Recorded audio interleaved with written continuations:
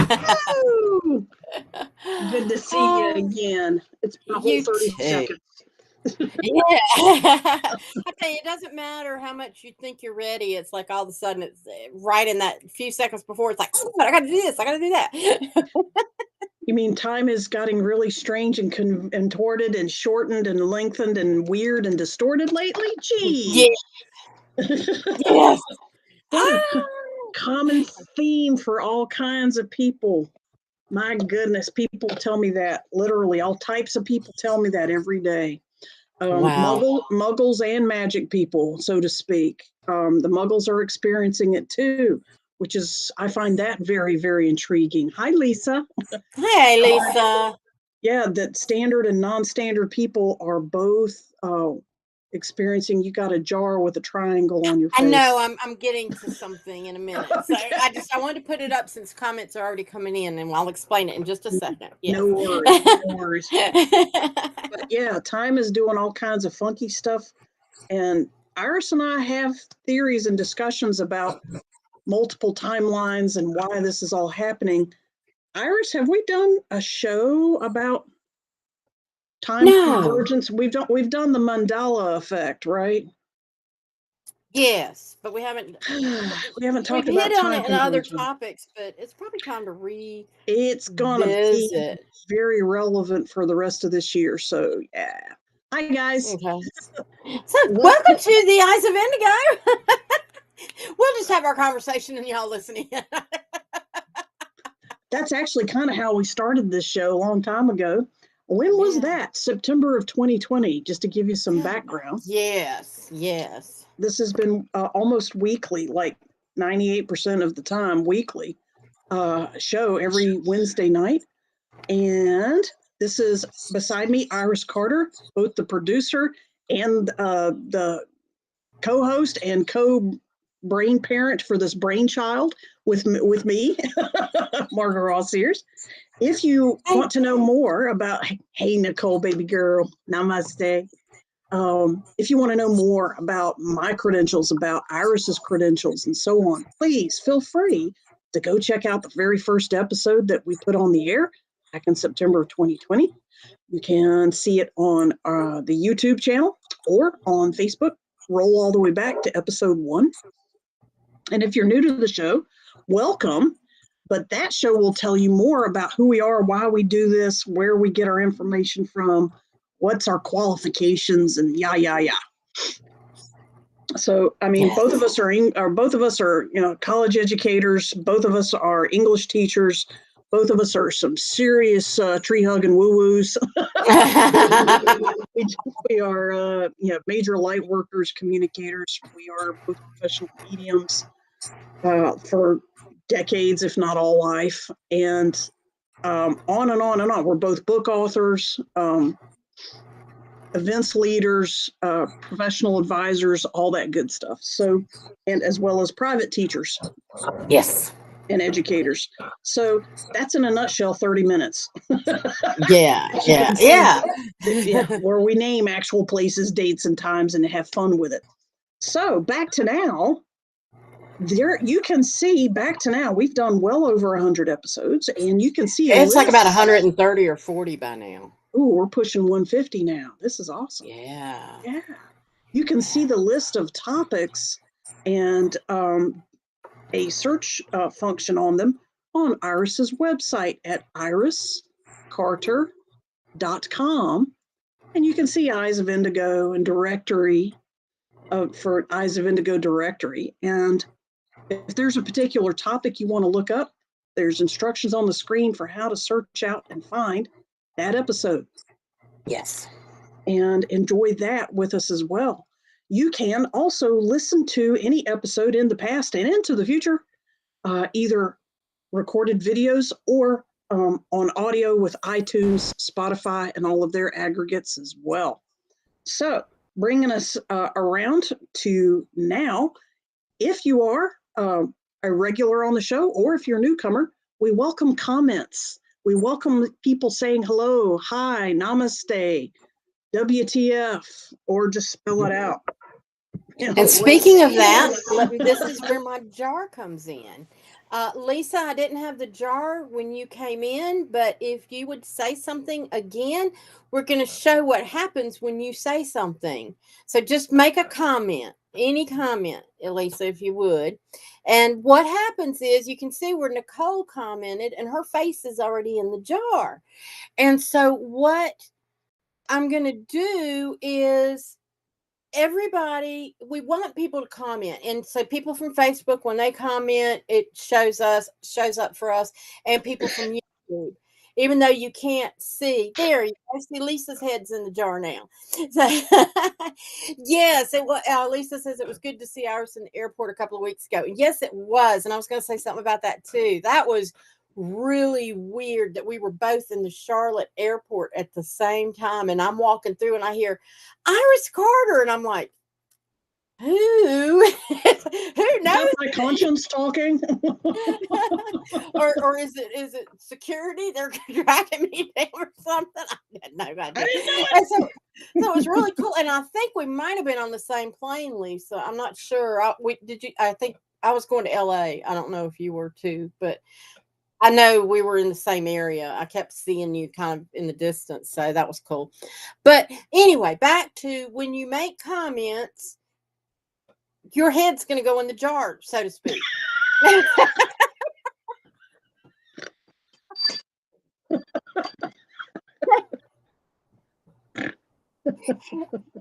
So that's how we want to get. Oh, she was going to Ireland. Ireland. Oh, I did see your post about that. So you're going the opposite direction. Okay. So anyway, we at the end of today, you comment, let us know you're here, that kind of thing. And when whoever we draw out of the jar at the end of the show is going to get their own little bell. I'll For a get little your address. bell.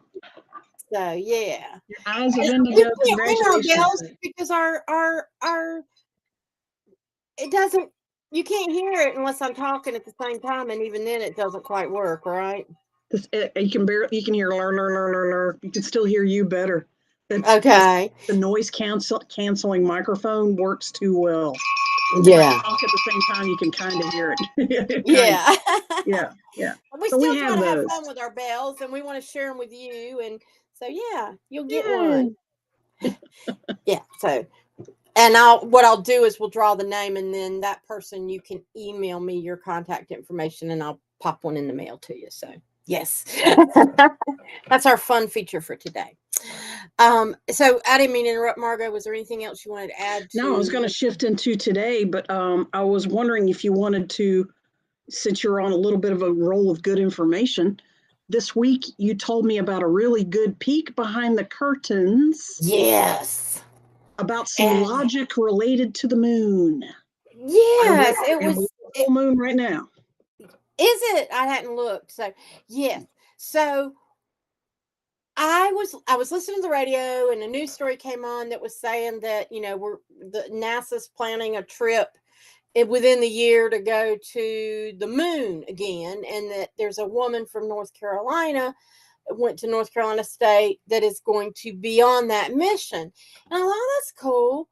And then I got to thinking, wonder why they're going to the moon now. Why now? What's going on? And then I started thinking about the science that I learned. And I'll just throw it out there. There's been discussion that the moon might be going out of whack for whatever reason, and what would that do to the earth and that sort of thing. So all those thoughts were kind of going through my head, and it dawned on me, and I should change my name to say I am not an astrophysicist. I am not an astrophysicist, okay?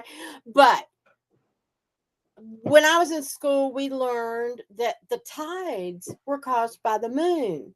That the moon's gravity pulls the water out and pulls the water back, and as the earth shifts. Basically, it does that. But yeah, it's the gravity of the moon. Yeah.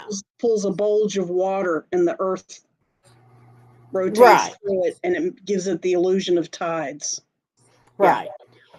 And so then I thought, but then on the flip side, the earth's gravity keeps the moon in orbit.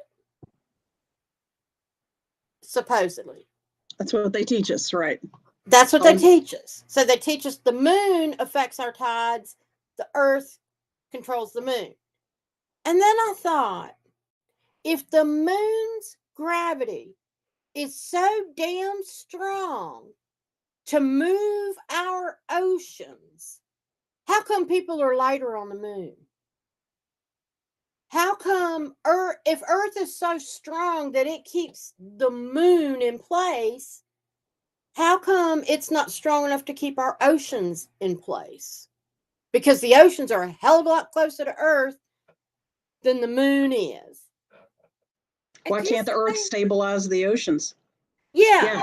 Yeah. Why doesn't it, as the Earth rotates and the moon's going around, the Earth is in control of the moon circling around? Why isn't it keeping the oceans level the entire time it spins? I don't know the answers. It just means somebody is not telling the truth Somewhere, somehow. In those two interpretations. Laws of physics are not being taught correctly. The logic and feel free to discount me and give me resources where I can learn that no, ours both is possible, because I'd like to hear that it just doesn't sit with me. Yeah. And I immediately called Margot and I said, Margot, what you got? Like, no, that doesn't make sense to me either. It's like, okay, just to make sure I'm not out in Looney Tuneville. It just. Yeah, the moon is the only moon satellite that does that in the solar system. Yeah, we've done exposés about the moon a little bit in other episodes, so feel free to look that up. Yeah, so we're not mooning y'all. Not so far. Not so far. So tonight's show, we were talking about people pleasers. Please open the door for us, Iris. A compliment is verbal sunshine. It's a quote by Robert Orban, and I'm sorry I don't know what he wrote, but I love the quote. And taking a compliment is difficult for many people. People pleasers tend to want to give rather than accept praise. So we're going to look at ways to appreciate personal value, question people pleasers, and all that good stuff. And I can't find where to get. There it is. Had to get rid of this now. Okay. Finding my controls. It was hidden. I got lots of fun stuff to show, so that's why it's crowded down here in my prep area. So I was thinking about what are some characteristics of people pleasers? What are some things they do? And before I go down that line, I think you have a couple of memes that already, a few memes that speak to that particular aspect. Yes. Okay, so this one is from a website called Mind Journal, but they compare authentic kindness to people pleasing. So if somebody's authentically kind, they're going to say no when they've met their limit or need a break. People pleasers say yes and then feel regret and resentment later. My mother used to do that all the time. Mm-hmm. She agreed to do stuff that I can't believe they asked me to do that, and I just, but I got to do it now. And it's like, holy cow! There's the influence. So I'll read number 2 for us. Okay. Let authentic kindness is letting someone know when they've hurt me or have crossed a boundary. But people pleasing is you keep your feelings and your own needs to yourself out of fear and or shame. That's pretty straightforward. Yeah, that's me. I'll own it. All right, so read number 3, please. Refusing to enable behavior that harms my nervous system is being authentically kind. Yeah. Allowing harmful behavior in order to not lose someone's love is people pleasing. That one could be debated because there's other types of mental, emotional, social conditions that that those two conditions happen besides people pleasing. Yeah. Some of these symptoms are universal in other conditions besides people pleaser. Yeah. But yeah, absolutely. All right, number 4, standing up for myself in a compassionate way versus people pleasing, denying my reality or taking on someone else's as truth. Iris, what's another word for taking on somebody else's reality as your truth? What are some other words for that? Oh, Jesus. Denying my reality or taking on someone else's. I'm thinking gaslighting. Yeah. Cognitive dissonance. Cognitive dissonance. Woohoo! Gonna ring a bell a little bit for that, or the higher pitch. Here we go. Maybe you can pick that up.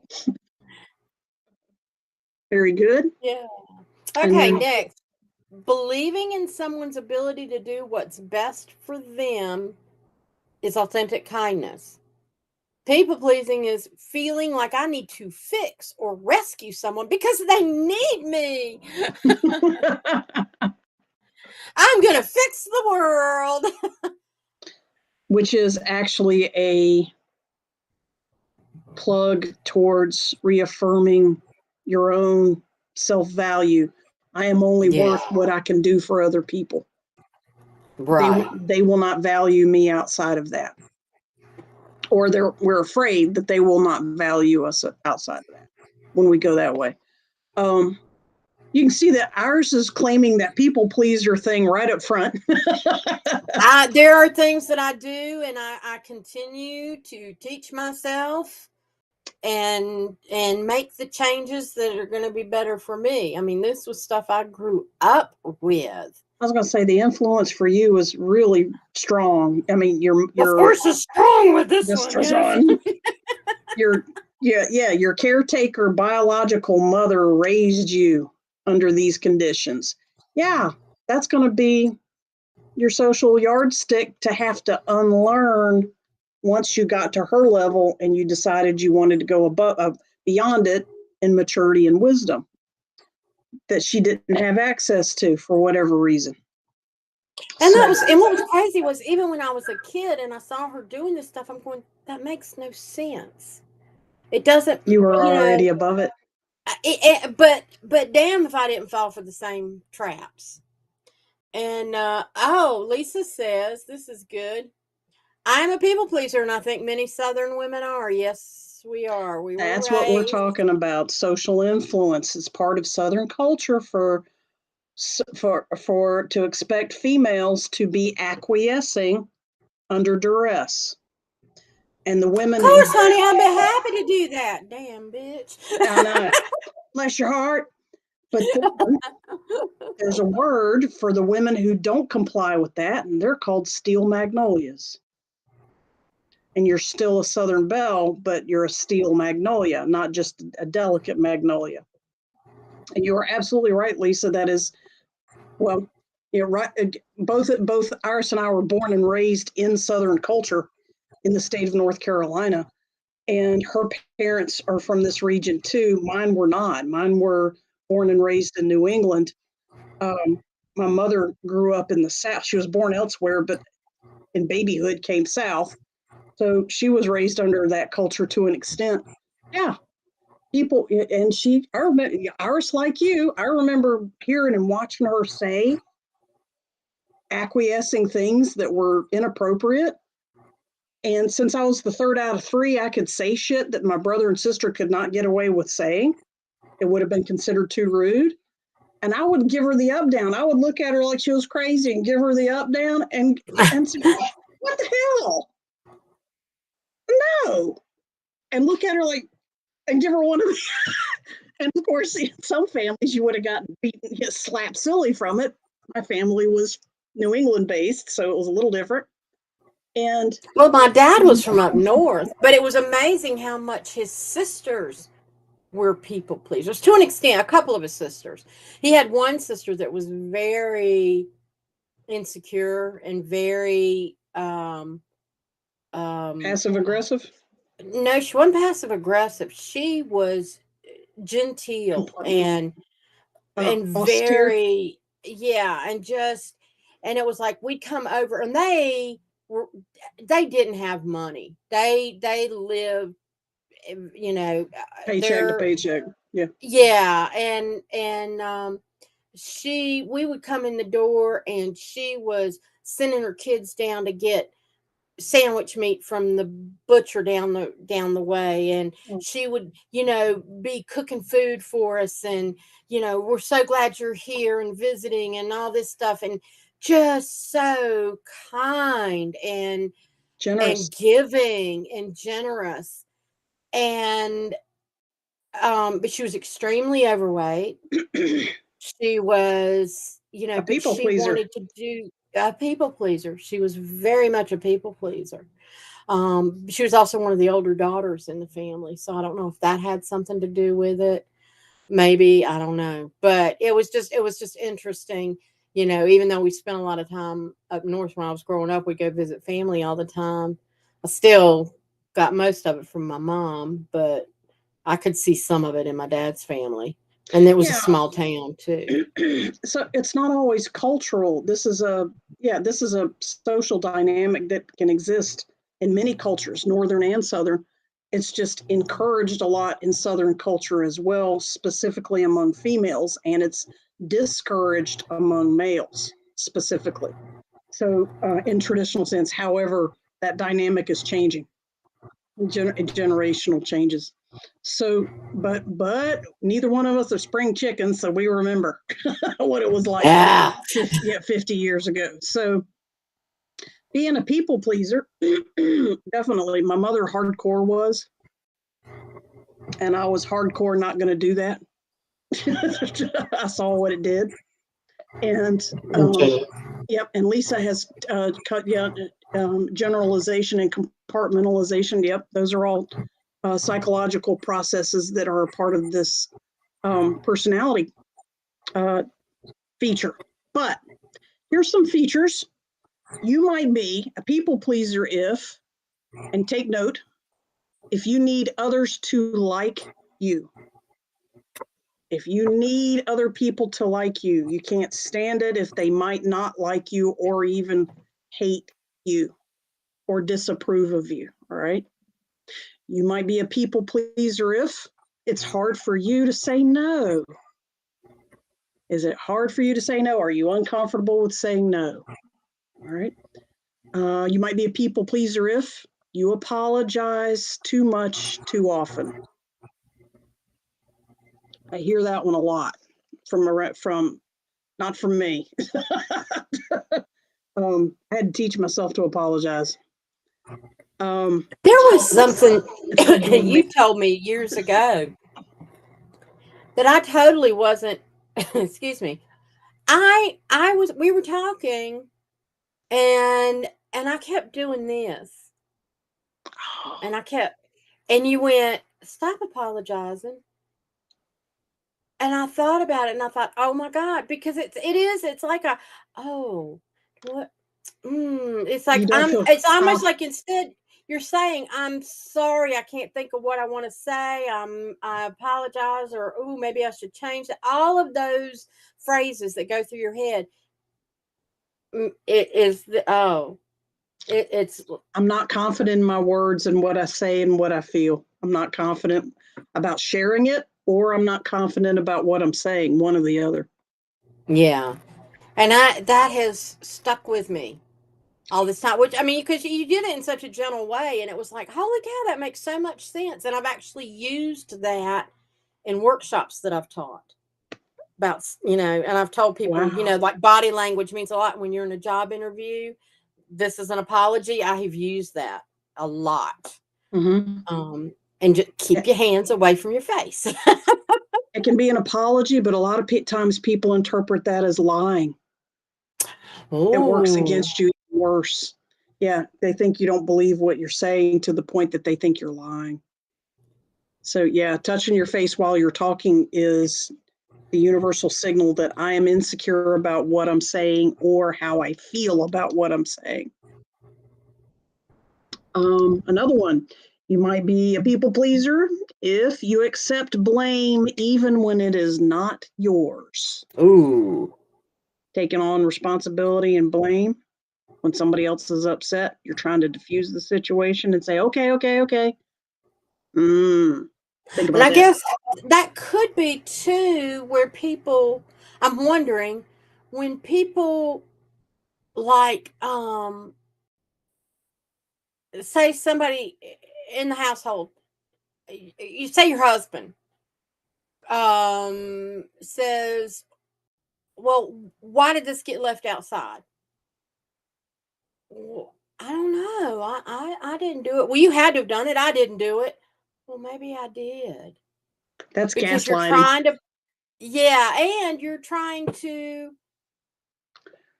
You're trying to please them, assuage. You're and you're trying to taking the appease. blame. You're taking the Yes. blame, and it's appeasement is one of their tools. Absolutely. You might be a people. Hey, Deborah. Yep, Deborah's on the scene. Hello. Unfortunately, people She's- pleasers attract selfish narcissist types. Yeah. When you have a history of being gaslit, it becomes hard to get that confidence to set boundaries.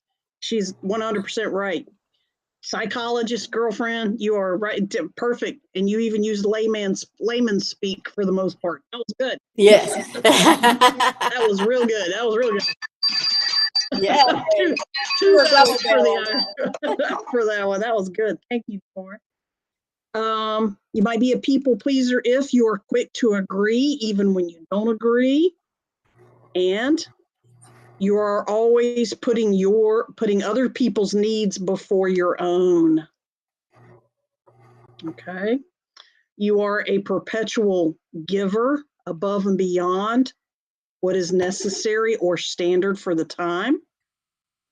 You might be a people pleaser if you struggle with recognizing your own feelings. Now, where that comes from, that sounds kind of weird, but where that comes from is for so many years, childhood onward or teenage onward or first marriage onward, wherever it is you learned this behavior, you got into such a habit of reading other people's needs, anticipating other people's needs, meeting other people's needs so that you got their approval, so that nobody's angry. The hallmark is everybody's happy, which is what you're ultimately looking for as a people pleaser. You want people to be happy. You eventually lose touch with your own authentic feelings and thoughts and opinions. There's also some stuff that you're taught as a child.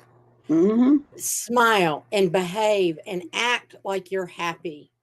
Don't you dare cry. Don't cry. Yeah. Don't cry. You better put a smile on that face and get out there and act like you're happy to be here. How many have heard this one? Cry. You better stop crying before I give you something to cry about. Have you ever heard that from your parents? So when your own feelings aren't acknowledged, you start suppressing them. Yeah. Which means you can lose touch with how you feel over time until you don't know how you feel. As weird as that might sound, you're an empathic people pleaser. You're really aware of how everybody else is feeling. You can pretty much psychically read their thoughts based on how they feel.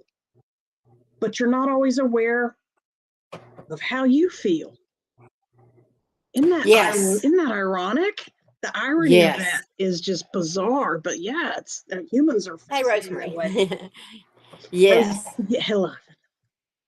And then so we're going to go a little deeper, a little more self-revealing. You might be a people pleaser if sometimes you help other people so much you're actually playing the martyr.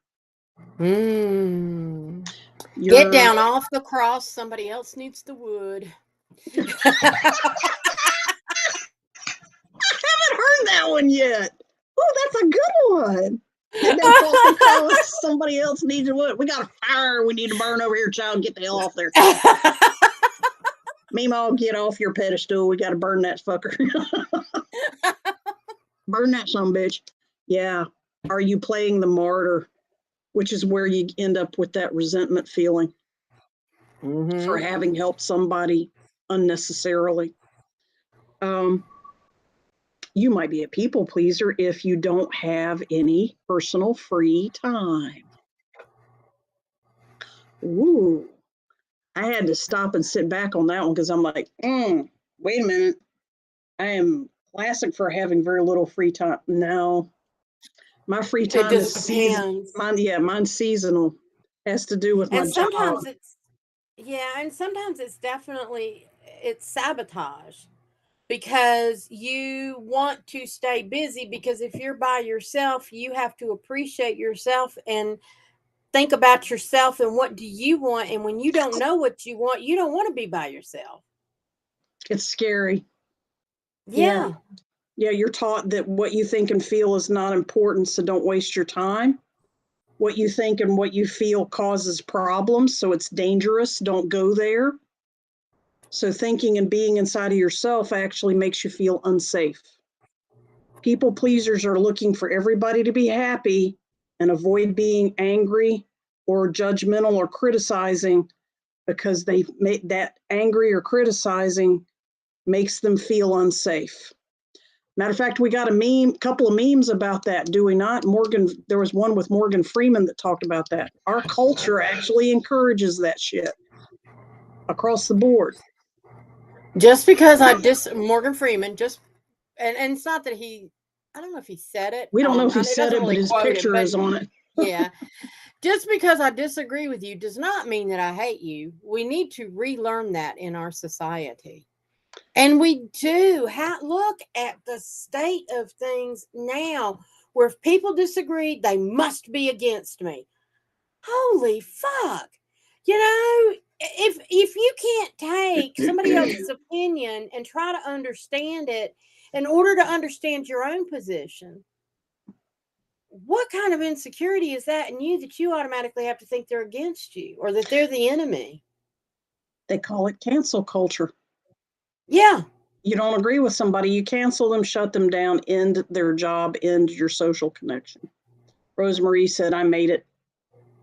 Yes. I'm not, And then yeah, she's agreeing with us too. Yeah. yeah, okay, yep. And all right, so on a little lighter note, you might be a people pleaser if you usually avoid arguing. Does it make you uncomfortable to argue with people or discuss because you think they might hate you? Confrontation. Confrontation. You're avoiding arguing because you avoid confrontation. Here's a little bit, another one. You have a fear of anger, yours or others, because anger equals unhappy. Yeah, you had to tell somebody that recently. Sometimes it gets that blatant. Yes, Lisa, I hear you. You fear being criticized or rejected because therefore you feel unsafe. That uncomfortable feeling, or I don't know what to do, those are expressions of feeling unsafe. Okay, just to sort of give it a word. You don't always feel appreciated. Matter of fact, you rarely feel appreciated at all, which is a sign of being a severe people pleaser. Or you just hang out with assholes all the time. Which guarantees maintaining the normalization of being a people pleaser. Yeah. Yes. You expect to not be appreciated. All right, so you attract those people. Let's go a little deeper again. You might be a people pleaser if you tell lies sometimes just to avoid hurting other people's feelings. We call those white lies.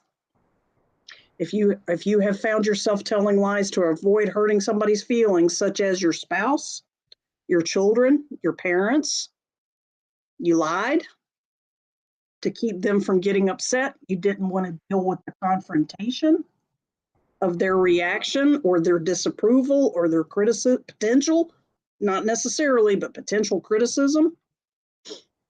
That's a people pleaser. You're avoiding arguing, you're avoiding human interaction, and you're keeping it shallow and less authentic, which leads to another one.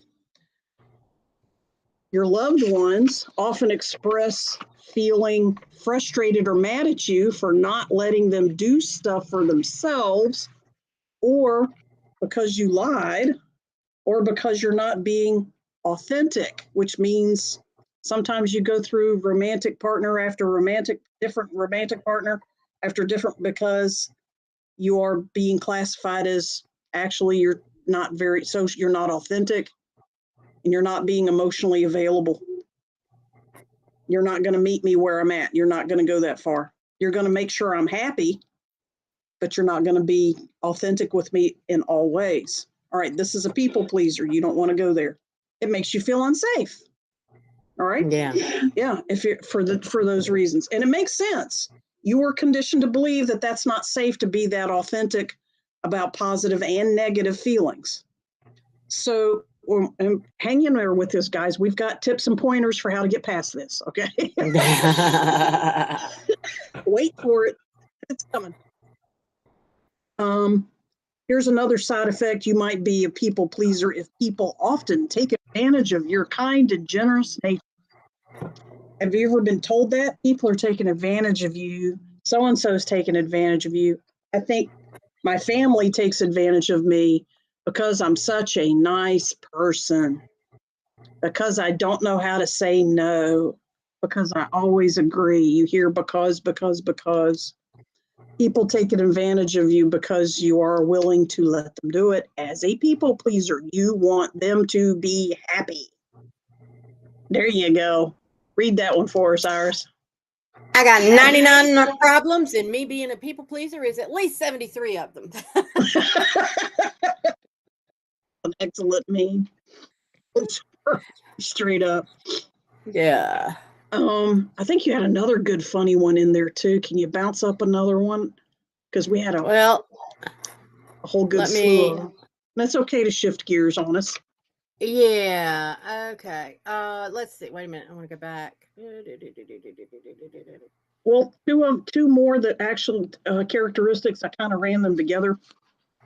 You might be a people pleaser if you rarely take time for yourself, and you experience burnout quite a lot due to long-term stress. And that stress has to do with withholding how you feel, and no free time. You're not taking care of yourself. You have no free time for yourself. So you can't regenerate, you can't restock, you can't reload and relax and R&R. Yeah. So you end up in burnout a lot. This one I thought was funny because I could relate to it. It's like, do I like being complimented? Yes. Do I know how to respond to compliments? No. Does it make me wish people would never compliment me? Yes. Do I seek validation nonetheless? Yes. Do I ever truly believe the compliment? No. Do I still need compliments? Yes. Being a people pleaser and taking compliments is a complicated matrix of irony, of feelings and irony. Yeah. That little blurb right there really highlights that conundrum of opposites. Yeah. I'm not comfortable with compliments, but I still want them. Yeah. When someone compliments you and you don't know how to react, it's a cute little bulldoggy, pit bulldoggy. Pit bull or Roddy or pit bull, he has an apologetic smile on his face. He's so cute. His little ears are down. He looks shy. Yeah. That's a perfect facial expression. You see it all the time. That's one of the things that brought this up, because you were giving me a compliment one day, and all of a sudden you said, "You look like you're in pain." I vaguely remember that. And I was like, because it was like I did this and I kind of went, yeah. She's a look on my face. I was like, I tried to smile, but it ain't coming natural at this point. Whoops. oh, really? Oh. I was like, thank you. You know what? That would, sidebar, that would be a really interesting. I've asked you to sometime let's do an episode about your journey of weight loss. Yeah. That's definitely a part of your journey of weight loss. Is I'm sure you're getting compliments left and right. You're getting a lot of practice Yeah, I guess I how to deal am. with that energy coming at you when it had not for the past few years. Yeah. Of course, it's funny. I can tell some people notice, but they don't say anything because now is she sick? Is it, did she do it on purpose? Is Do it you have cancer or are you okay? Has or anybody ever or asked you, are that you okay? or it's that thing of, do you compliment somebody's weight loss because then you're insinuating that That they they weren't didn't body look positive when they before. society is so confusing today. You know how you bypass that? Instead of saying you look good or wow, you look different, which implies they look like crap before, you say things like, that blouse looks really lovely on you. I really like that haircut on you. Did you do your makeup? Because that is gorgeous. You did that's the perfect lip shade for you. Those shoes are to die for. I love them. And you do that instead of saying, you look different from before. Or I get, have you changed your hair? Well, yeah, but a little bit more. It was mostly under my hair, but that's okay. Yeah. That's Um, interesting, the commentary. Lisa says, do you think people pleasers are introverts? And Nicole says, I was thinking the same thing. They don't want to be hurt, so they tend to avoid. I'm trying to think if I know of an extrovert that's a people pleaser. I know a lot of people pleasers. Like attracts like. So I really don't think that that's a predominant. I'm not saying it's impossible for an extrovert to be a people pleaser. There are people pleasers who behave in an Extroverted extroverted ways way to to please people.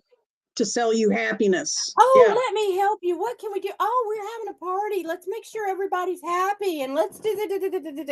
And you think, but then when the party's over, it's like they're crumbling because they've had to they're put on a show. they're drained. Yeah, they're drained. I was gonna say, yeah, like car salesmen can be that way because they're trying to be Mm. they're professional people pleasers. Or excellent liars. What do you think a people pleaser People is? pleaser is, yeah, tell lies to people to make them think, yeah. People who But are there's also people please. deviant liars. People pleasers aren't necessarily being deviant when they're Not yeah. The reason why you're lying is a whole nother discussion. All right, yeah. we're not really talking about that. That actually would be another topic. We're talking, and I think we've actually done a topic on that about white lies. But Yeah. people pleasers are excellent liars. They know how to say the phrase, rephrase the reality to the conversation to keep from triggering their target person. And if that involves twisting words or twisting reality a little bit, a people pleaser will engage in gaslighting all the way up to out and out lying. It depends on how closely the people pleaser attaches survivability to the need to keep other people happy for their safety around them. All right. Although I never could. I mean, I've always been a bad liar. I mean, to my detriment. I also don't think you're a perpetual people pleaser. I think it's just one aspect of your personality. All right. True. Yeah. But Thank you. classically, people pleasers are good liars because they feel like they have to. They think reality is ugly, shouldn't argue, shouldn't confront, shouldn't be angry. So we have to sometimes lie to get away from 50% of reality. All right. So there are other ways to get away from that 50% of reality. And Iris has just confessed that she knows how. She does not use lying to do it. She does it other ways. My mother She didn't. She lied a few times, but most of the time, she was the queen of changing the subject. Ooh. That was her major tool. She could change smooth, slicker snot, and you'd be already on the second thread before you. Hey, we were just talking. Woo, you were slick. We're not talking about your brother anymore. We're talking about the weather all of a sudden and last week's green bean Wow. casserole. Yeah, that's another way to get out of it. Okay, Rosemarie says at work, making sure patients, staff, and families are happy. I guess I was a people pleaser for years. Needed a timeout from family for a few minutes after coming home. yes, you were actually being paid and reinforced. That makes sense for that social skill and Yes. for being the go-to guy, the fix-it person, the problem solver, the maternal instinct. These are all other terms that feed into people pleaser, and that makes perfect sense when you're in customer service like that you have got to be. Hospitality is a better word to say. When you're in hospitality, that makes sense because my dad was a type A personality, but he did it because of he was extremely, everything had to OCD. be done, it had to be done right, it had to be perfect. OCD. Yeah, and it was more because what would people think if it wasn't done right? So it wasn't a control issue for him. It was a people-pleasing issue for him. Yes. He was afraid of being judged. Yes. That's fascinating. I'm getting light bulbs because my dad was very similar, but not consistently. And now I'm seeing why. I think he shifted from one to the other. But my dad had a very traumatic childhood, which is partly what I want to go towards now, if you don't mind, shifting gears to the source. Why are people pleasers? Why do we associate safety to whether or not somebody likes us or not, confronts us or not? Why do we do that? So looking it up online, and you can see this Psychology Today and all kinds of mental health resources that are out there. Essentially, I got the quote and I wrote it down. I copied it actually. The source of people pleasing can come from a few different places, but basically it comes from a past trauma, from a caregiver, or a partner, a romantic partner, or a brother or sister. So past trauma from a caregiver or partner, abuse from that person that made you feel unsafe about maintaining your own boundaries. It was safer to do what other people wanted and make them happy first. Pleasing others makes you more likable, which is a part of your goal. You want to be as likable as possible. Therefore, you feel safer because in the past, it was not safe to ignore what other people wanted for your own good first. Okay. There was a penalty for that, either as a child or as a partner. If you don't do what I say, I'm going to leave you, break up with you. That would be a partner statement. A parent statement would be if your parent or caregiver offered you another more subtle way. Nice parents, good, sweet, heartfelt parents can accidentally do this. If your parent or caregiver offered you approval and love based largely on your behavior as a child, you probably realized pretty quickly it was best to keep them happy, even to the point that you would anticipate what they expected of your behavior even before they did. Nicole has a good example. My sister is quite the storm. She's unhappy. My job was and is to keep the peace. I was wondering where you were getting it from because I've met your mama and she didn't seem to inspire that. Okay, so it was a sibling issue that obviously affected the whole family. And it was a contract that the two of you signed up for before you came here, you and your sister. whole nother discussion, which Iris and I have already signed up about talking about contracts, pre-life contracts. So anyway, thank you, Nicole. That's an excellent example. Absolutely. Here's another people pleaser thing. Your self-worth comes from what you can do for others rather than an intrinsic, energetic heart connection. We're not saying you aren't capable of that.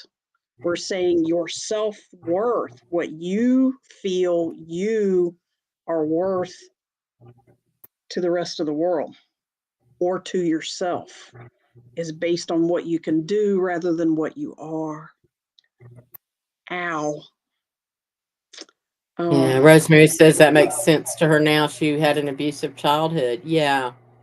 Because they're tamping down your feelings and you're acquiescing. You're trying not to get hit or insulted or punished or criticized, which are all anger/unhappy feelings. And those are the three primary things you're trying to avoid: anger, criticism, and punishment. Which kind of, this fits if you saw The Help. Go back the other way, guys.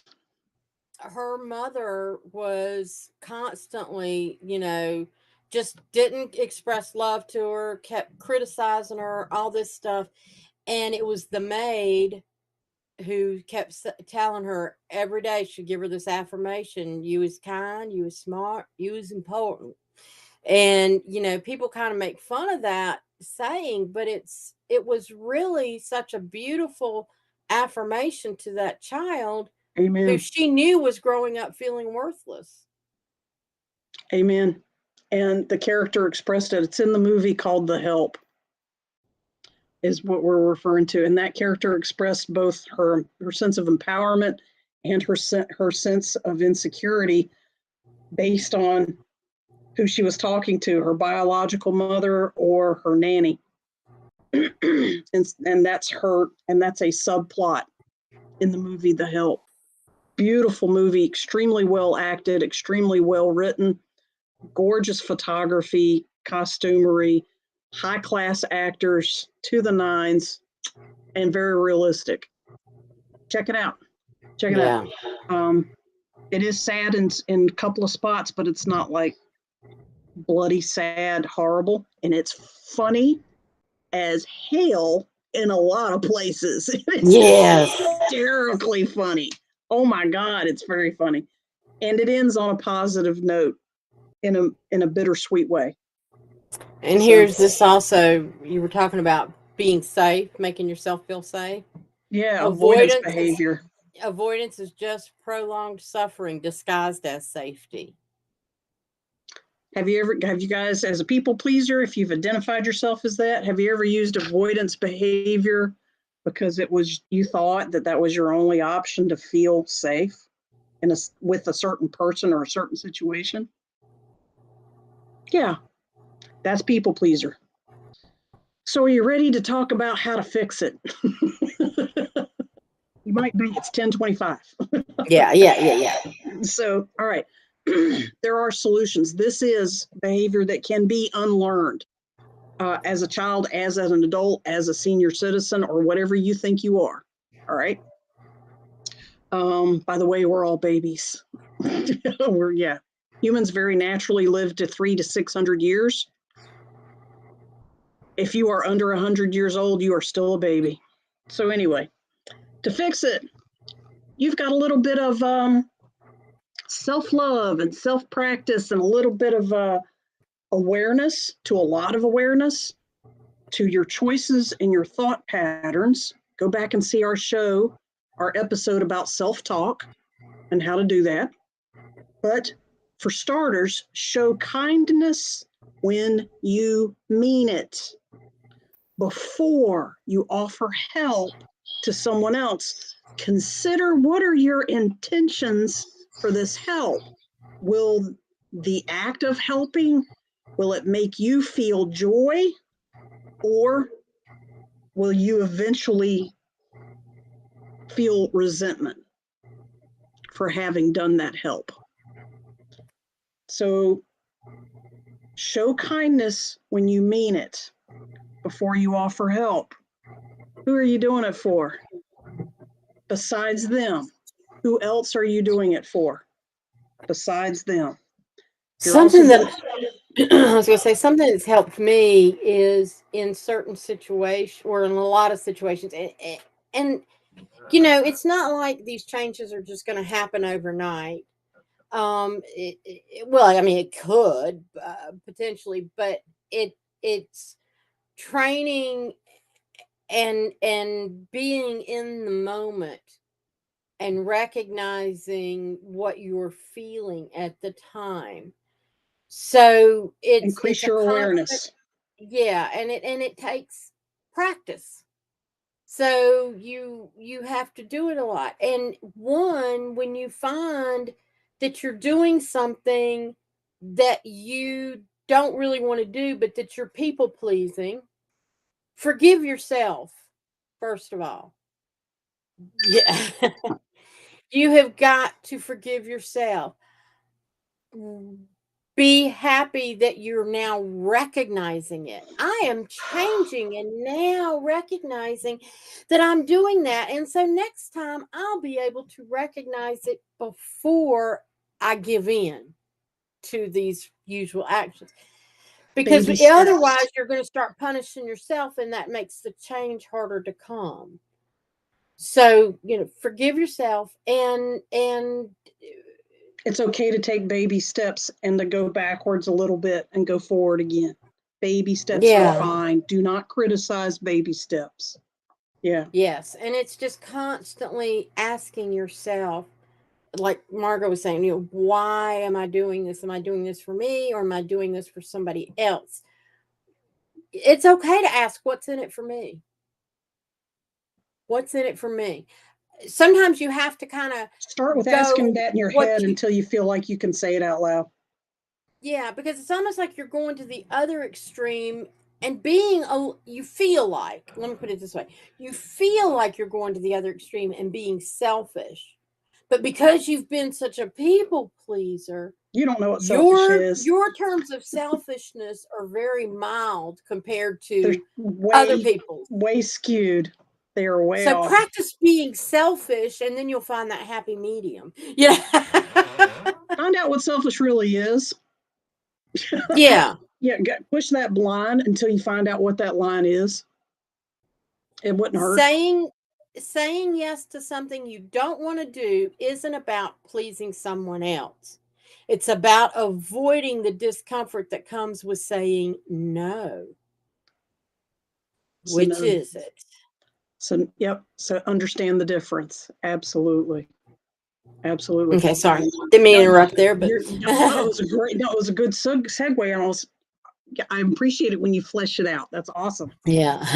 So part of what Iris is explaining in a nutshell is also practice putting yourself first. Practice putting yourself first. This can be as rudimentary as look at your daily schedule. You need to schedule time to enjoy your meals, not on the phone enjoying your meals, not watching a computer education class program while you're eating your meals.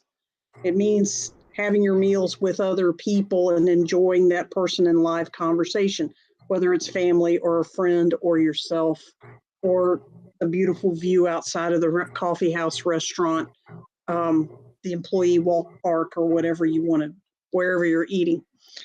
Just as an example, that's one way. But look at how much time in a daily that you actually focus on your needs. How much time do you spend on exercise? Are you exercising for you or for someone else? Do the exercises that you enjoy. If you're doing cardio and running and bicycling and it's a drag, then switch. Find one you do like. Do yoga, do tai chi, um, do aerobic walking instead of jogging or running if you're finding that it's you're dreading it, but you're supposed to because you got to look a certain way for your job and your society and your age group and blah, blah, blah. No, there's other ways to exercise that make you happy and healthy. All right. Just as an example. but practice putting yourself first, and eventually it's going to roll into your conversations when people make demands on you that you can't meet. It's okay not to meet other people's demands. Yeah. Yeah. They actually do not expect you to. Yeah. I pulled this up, and this kind of goes back to some of what Deborah was saying, but I thought it was worth saying it.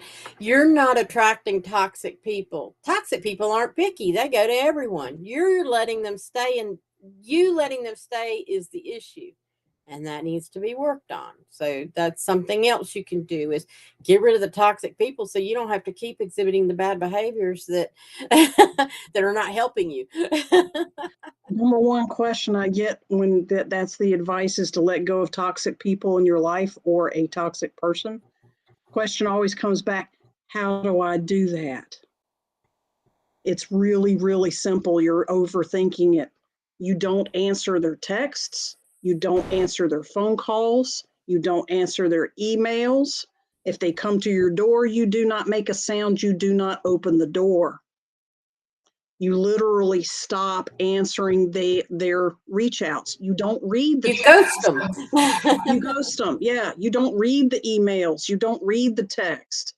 Guys, get in your phone and block those phone numbers so that you don't even have to mess with it. Okay? And in your mind, understand, have the awareness of, I have to take care of myself because that's my job on earth. No one is going to do it for me. Yeah. Yeah. Yeah. You're it. You're your own best friend. This is who takes care of you. Get on the ball. Mm-hmm. Yeah, calling you out. All right. Learn to set boundaries. Iris, go get them. Learn to set boundaries. What are some basics for doing that? Put her on the spot. Yeah, I know. It's like, yeah, no, it's actually being able, the being able to say no is one. But Practice with close friends. Practice with close friends, and you know, the opposite, kind of an opposite thing, but it's also a fun thing, is find things that make you happy. When you've spent all your time trying to people please and do things for other people, if you start doing things for yourself, what would I enjoy doing? What do I want to do? When you stop and start thinking, because I mean, I used to do that in relationships. I would do things that the other person wanted, and then when the relationship ended, I'd be like, well, what the fuck am I going to do now? I had no clue.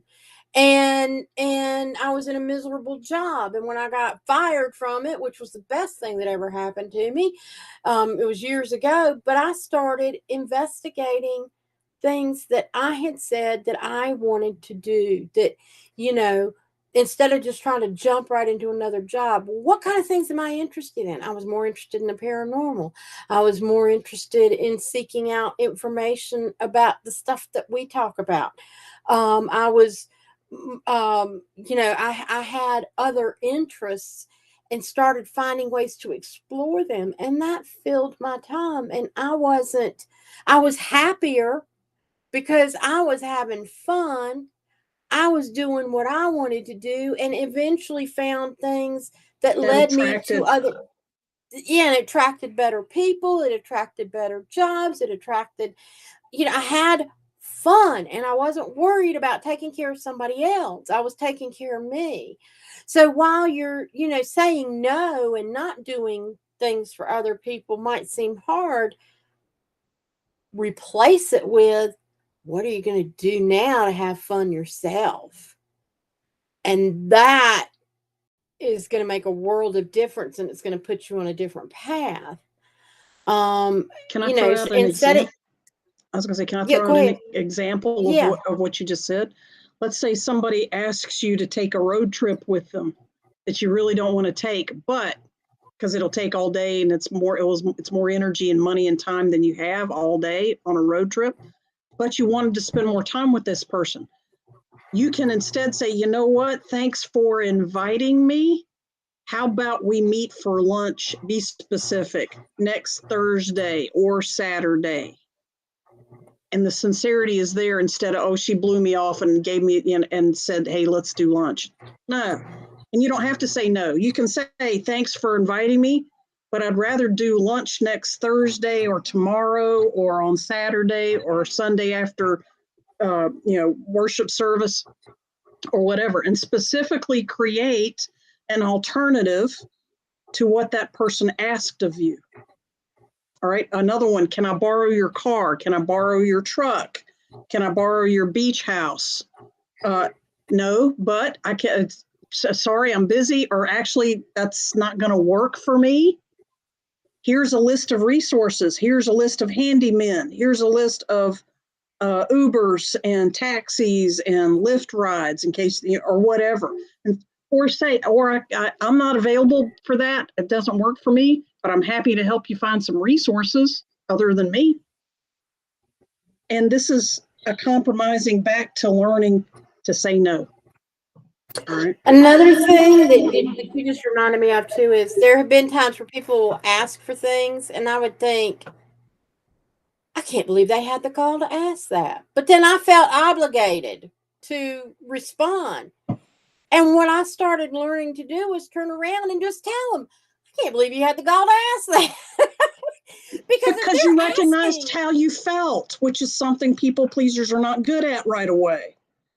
Yeah, and if somebody has the balls you could say that some sort of insane, like, can personal I borrow question. your car? Or can you loan me money? Or can you let me use your house? Or, can you, which is really just like over the top. I mean, it's one thing if your daughter asks to borrow a car, but even then, if it's ridiculous because she's wrecked 3 cars before, then you say, hell no,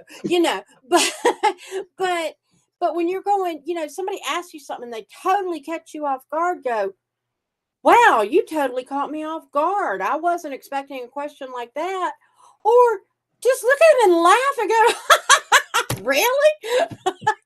Because if they've got enough gumption to ask something that would totally is inappropriate,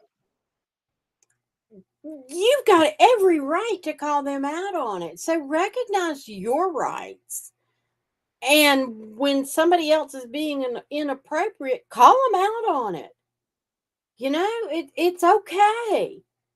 Absolutely. God, you just take your gumption balls down the other way and ask somebody else that question, because I ain't going to answer it.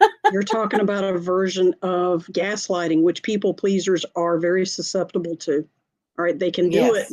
They can do gaslighting really well, but they're also really susceptible to it. We are. And what you're saying about people that say shock value questions like that, they're trying to do exactly that. Obligate you by shocking you into stumbling through the awkwardness of the moment. This person will say anything to get out of being awkward. So let me throw an awkward question at them at an awkward time, and they will say yes just to get out of the awkward moment. Okay, that's a manipulation, obviously. A variation of that is a person will tell you something wildly personal about themselves, like they had an affair with their sister's husband, yada, yada, yada, yada. And then they turn to you and say, so how about you? Have you ever done that? Or they ask something, something that's personally leverage to use against you and that are invasive or inappropriate to ask. And they couch it under, well, I've been vulnerable and shared this with you. Why don't you share with me too, and reciprocate in kind? All right. In other words, just like you don't have to reciprocate to that. The philosophy that says you do not have to attend every fight, every argument that you are invited to. Yes. You also do not have to participate in every soul confession that you are invited to. You can say, thanks for sharing, but why do you ask? And you're acknowledging, you said that on your own free will. I didn't ask you to tell me that. Why are you, that's the message without being, I know confrontation is tough, but you'll learn to do it. But be up to that point. Why do you ask? Really? Like I said, whoa, that was out of left field. Why do you ask? Why do you think I would answer that? Yeah. And if they start giggling, then the next comment is appropriate. You tell them, have you lost your mind? And let them keep giggling. All right. And now you've changed the subject, and you can talk about, man, this is a crazy world. Have you seen in the news lately? Blah, blah, blah. And you've done what my mother does, change the subject. Yeah. We have really gone over time, and Let me obviously throw out one more piece of advice, and we'll power through. You're right. We've run the clock really long. Wait until you're another piece of advice for moving away from people pleasing is wait until you are asked for help. When somebody complains, when somebody talks about a need, or somebody is venting about their boss or their child or whatever, or their best friend or whatever, wait until you are asked for your help. And that's something you can practice on a day-to-day. See how long you can hold out. Sometimes, remember, people just want someone to listen and validate how they feel. They don't actually need you to do something. That leads to resentment on their part because you're always trying to fix them, which makes them feel broken. No, it's not about that. You're a people pleaser. You're trying to fix yourself. Stop. Just listen and wait until they actually ask you for help. And they may not. Less than half the time, they don't ask. Yeah. So, Iris, thank you for your patience on wrapping that one up. You have one more cool little thing for us there in the jar. Yes, I was going to. This is a new widget in here. Everybody who's made comments, including myself and Eyes of Indigo, is in there. And so we're going to get a winner. Rosemary, and I think she just had to step away, but what I'll do is I'm going to put I know how to reach her. Yeah, I'll reach out to her. Rosemary, email me, and I'm going to put the comment in there, but I'll also message her on thing, and she's going to get her version of the bell. Yep. One of these crazy little cowbells. Yeah. That we use for great ideas and inspiration. Yes.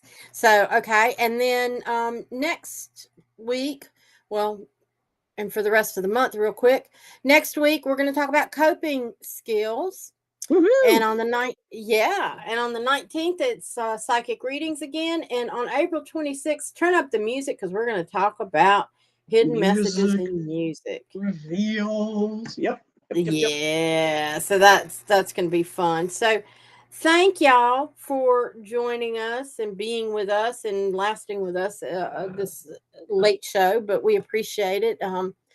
And appreciate all the input that y'all bring, and hope you'll return next week. Yeah. So awesome.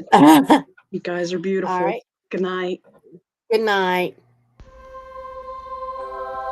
Thank you for joining The Eyes of Indigo with Iris Carter and Margot Ross Sears. Music is Arcadia by Kevin MacLeod of Incomptech.com.